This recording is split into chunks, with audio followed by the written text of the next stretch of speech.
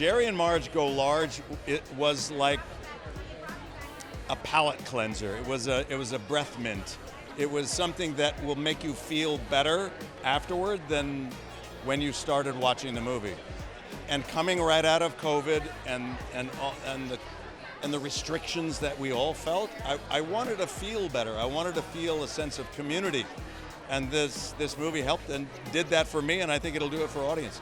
He was at our house before he made the movie. Oh, it was wonderful meeting him. He's a very nice person. Something I can't describe. It was very flattering. He's a beast. You know, the real Jerry Selbee would not come out of his trailer. He was bitching and complaining about the cappuccino being too tepid. He's a tough one. He's a tough one. It was so much fun to make. I mean, the chance to work with Bryan Cranston and Annette Bening, and David Frankel's directing it. And by the way, he just let us play so much.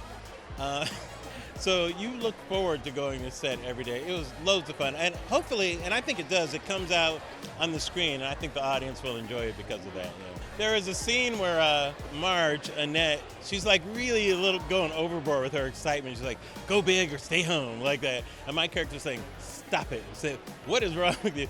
And we just kept ad-libbing a lot during this. So a lot of it didn't make it, but it was so much fun. It's exciting. I've never kind of got to play a villain before in my life. I kind of play like the sad, tragic boy most of the time. So it's kind of exciting to play this character who is just like brazenly overconfident in his abilities. Well, he's a lot less intimidating as Jerry, I will say that. But it was a lot of fun. I mean, he's incredible to work with. He was so kind right from the jump getting on set. He was really a wonder to work with. I played Liz, Jerry Marge's granddaughter. I was a very bubbly character in the film. I mean, Larry taught me so many magic tricks, and we just had a lot of fun.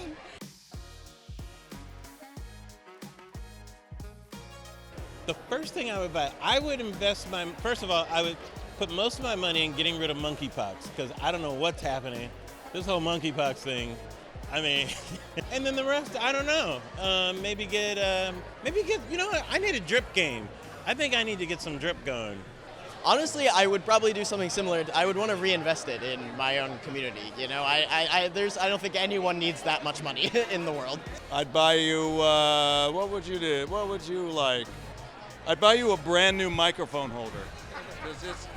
It's a little chipped here and there. It's just, there's a little divot out of the top here. It's not good.